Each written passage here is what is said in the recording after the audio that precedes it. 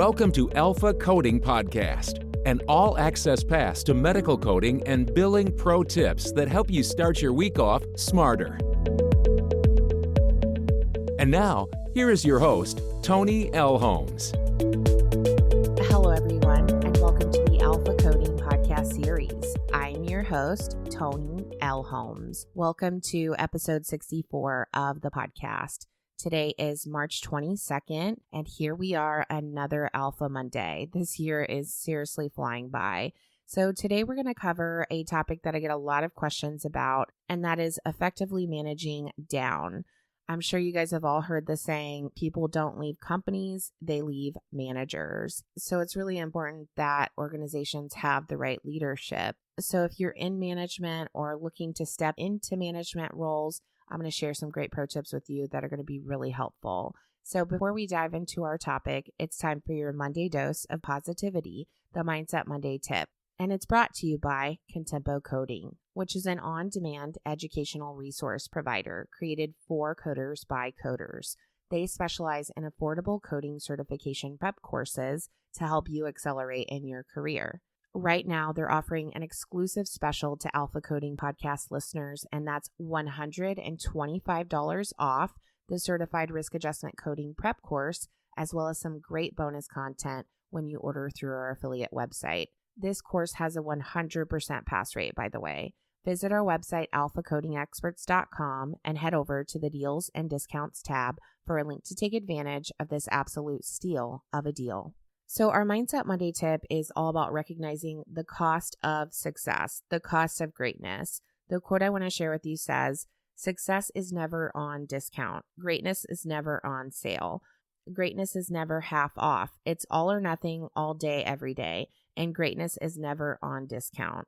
And I think this is so powerful because there's a lot of people out there that get fixated on the cost.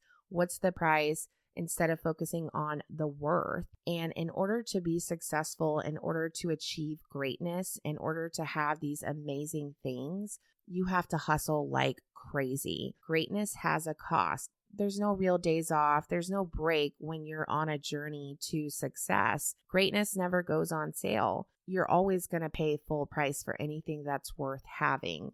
So instead of looking for that discount and having that discount mindset, change that mindset to recognize that greatness comes with a cost, and it's all about recognizing the value and the worth. So today we're going to cover my top 10 pro tips for effectively managing down. So I did a previous episode where I focused on managing upwards, and I got such great feedback, and a lot of people said that they really loved it and they wanted me to do one about managing downwards. And look, I am no different than any of you. We have all had bad managers or bad supervisors or bad leadership. And this type of toxic management can be like a cancer to any organization. And it can have devastating effects on a team. I've seen it firsthand, and I've worked in these types of environments. One of the major roles of leadership is to cultivate a culture that encourages and promotes growth, that really invests in their team.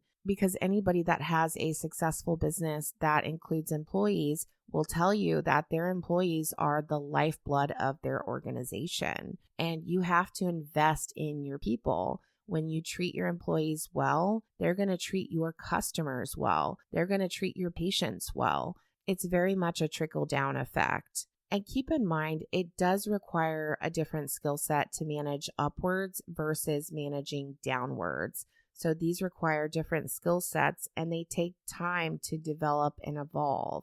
So this brings me to my pro tip number 1. Get to know every member of your team. This is absolutely critical for a leader. You need to understand the needs and motivations of your team members. Now, this requires some sacrifice on your part as far as investing the time, investing the effort, taking good notes, really being present when you have 500,000 other things that need to be done. But it's absolutely foundational to your work as a leader. So really good to know your team members as people, learn about their families, learn about their pets, what's important to them. This is something that a leader needs to be intimately familiar with. You also need to understand how each team member learns, how they receive information, and how to communicate best with them. And that could be in a group setting versus a private setting.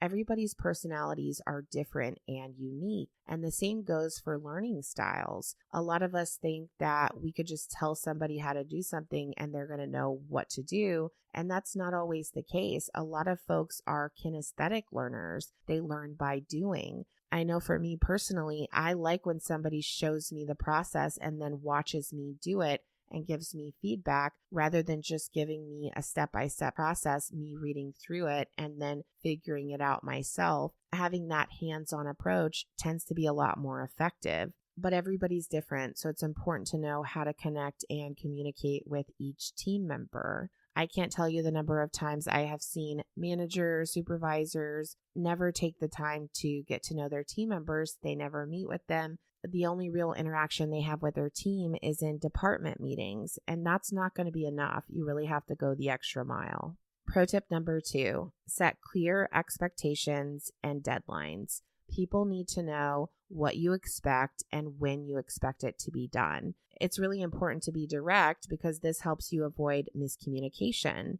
Don't be vague and ambiguous when you're talking about things like performance standards or expectations or hard deadlines. You need to be firm and direct. Your team should never be guessing about what the priorities are, when things are due. There should be very clear expectations set by leadership. And I think another really powerful tool that managers can use is articulating what success, what that end goal should look like, and making it crystal clear what that looks like to the team. That can be really impactful when you take the time to describe what your vision of the end of this project looks like. This is going to go a long way with your team. Pro tip number 3, create an environment that enables growth. It's important that your team are constantly learning and constantly growing. This is not something that's just going to happen. It's not going to happen by coincidence. You have to be intentional as the leader about creating and fostering this type of environment. One of the things that I adopted early on in my management career, and I continue to do to this day, is not only requiring but encouraging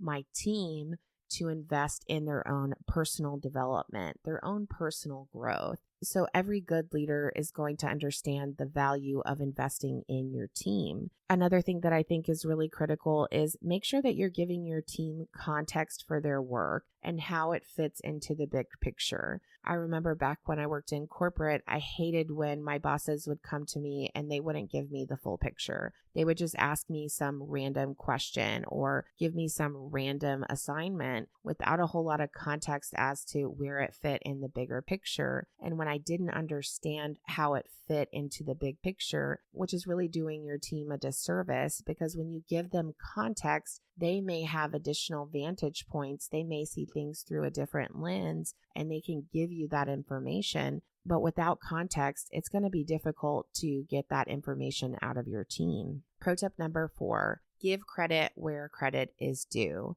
So we've all had that boss that is constantly taking credit for our work, right? You've spent hours coding, you've spent hours researching, maybe you've put together all of these fancy spreadsheets, fancy reports, all for you to go to that big meeting where the boss's boss is, or even in a team meeting and have your boss completely sideline you and take credit for all of your hard work. This is absolutely not okay, because if you did the work, you deserve the credit. If the team collectively did that work, the team deserves credit. It's not a manager's job, nor is it in a manager's best interest to take credit for work they didn't do. You should be giving credit to your team and the hard work that they do, not only behind the scenes, but publicly. And giving that praise and that feedback and thanking them for their hard work in a very specific way is going to encourage your team to do their best work. Pro tip number 5, encourage autonomy. So none of us like micromanagers, and it's not healthy and it's not productive. We're all adults. We all know what we need to do to get things done. If our managers are setting clear expectations and deadlines, nobody needs to be micromanaged. And I've heard some really disturbing things, especially with people working from home in the COVID era, like to the point where companies are monitoring how many keystrokes you have in a minute. That is complete insanity. If you can't trust the people that you have on your team, then you don't have the right people. Nobody deserves to live under a microscope and have their every move scrutinized. So as an effective leader, you need to encourage that autonomy, empower your team to make certain decisions. You can do this by decentralizing decision making. So lay out the types of decisions that your team is going to be making and then triage them. So decisions that they can make on their own, decisions that you want to be run by you as the leader. These are all examples of how you can set those clear expectations with your team and encourage that autonomy. As a leader, we don't have time to be interrupted 500 times in a day by, let's say we have 10 people on our team. There's just not enough time in the day to have that many touch points. So encouraging that autonomy is actually advantageous to the leader. And doing things like getting rid of unnecessary rules or ridiculous controls like task sheets. Are you serious right now? Task sheets? Do you know how much time it takes for your employee to put that task sheet together? And then how much stress and anxiety went into putting that task sheet together? Because nobody should work under a microscope. These types of controls should not be in place, and a good leader should get rid of them. Pro tip number 6, establish a consistent feedback loop. Everybody needs feedback, positive and constructive. I always hated when I had bosses that would never give me feedback. The only time I would get specific feedback would be in a performance review, and even those were not consistent. So it's really important to have that consistent feedback loop. And of course, being honest and direct with your team is going to go a long way. You don't want to have people guessing about their performance. And it's important to strike a healthy balance between constructive criticism and encouragement. Pro tip number 7, make yourself accessible and available to your team. So we've all had those bosses that never show up to meetings on time or always late, act like their schedule, their priorities are so much more important than everyone else's, and that we should just stop what we're doing at any given moment and cater to their needs. And that's completely unrealistic. A good leader understands that you have to build trust with your team, and you do that by leading them. So making yourself available to them by designating, let's say, office hours or certain times of the day or a set day in the week that you touch base with your team to have that open line of communication. Your team is going to have questions. They're going to have things that they need to work through. Sometimes they're going to have a bad day and they need somebody to vent to. And that's what good leadership is all about, helping your team navigate through their challenges, being a resource, being accessible and available. Pro tip number 8, leaders should speak last. So Simon Sinek, who's one of my favorite speakers, he talks about this a lot. The skill to hold your opinions to yourself until everyone has spoken does 2 things. 1, it gives everybody else the feeling that they have been heard. And 2, it gives everyone else the ability to feel that they have contributed. And I know we've all had this experience where we go into a meeting and our boss asks, what do you think? What are your ideas? And before anybody can even speak up, they say, here's what I think. And that's really not effective. It doesn't encourage that collaboration, that contribution from your team, because it sends a message that you didn't really care what they thought because you didn't even give them a chance to process it and respond before you threw out what your thoughts were. So seek out their ideas, their suggestions, their input. You'd be surprised some of the value you may glean from those interactions. Pro tip number 9,